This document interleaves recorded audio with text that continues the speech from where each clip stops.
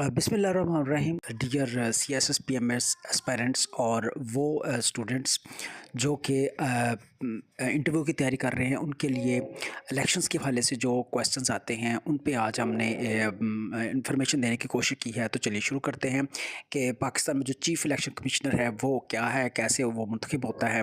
पाकिस्तान में chief election commissioner यानी कि कैसे बनता है और इसकी जो अपॉइंटमेंट है उसके पीछे जो कॉन्स्टिट्यूशनल एक मेथड है वो क्या है, ये सब समझने के लिए हमें जो आइन का आर्टिकल है, आइन का जो पार्ट 8 है, उसके तरफ जाना पड़ेगा। और उसका जो सबसे अहम आर्टिकल 213 है जो ख़ास तौर पर चीफ़ इलेक्शन कमिश्नर के इंतखाब के लिए है, उसको समझना पड़ेगा।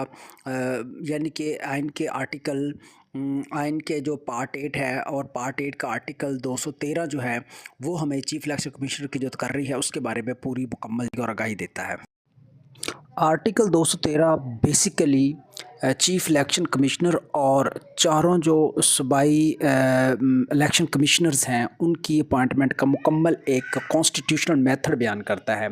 यानी कि आर्टिकल 213 में इलेक्शन कमिश्नर्स की जो तकर्री है उसका तरीक़ाकार बयान किया जाता है। और यानी ये आर्टिकल जो 213 है ये बताता है कि इलेक्शन कमीशन के जो अरकान हैं, इलेक्शन कमीशन के जो मेंबर्स हैं, चीफ़ इलेक्शन कमीशन से लेकर उसके नीचे तक जितने भी अरकान हैं, जितने भी मेंबर्स हैं, उनको कैसे मुंतखब किया जाएगा, what will be the method of their appointments and who will appoint these members.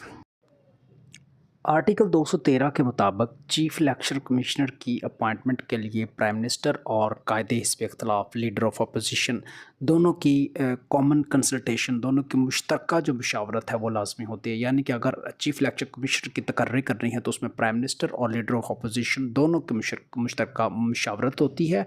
ये इसलिए दोनों की मुश्तरका मशावरत रखी गई है ताकि जो अपॉइंटमेंट है वो पोलिटिकली मतवाज़न रहे, इलेक्शन कमीशन है वो एक गैर जानबदार रह सके।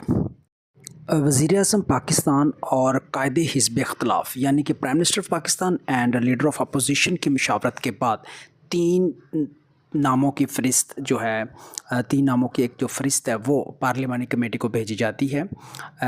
और इसी तरह सूबाई इलेक्शन कमिश्नर के लिए भी तीन नाम भेजे जाते हैं। अब बात आती है वज़ीर-ए-आज़म और कायदे हिस्ब इख्तलाफ की तीन नाम देने की।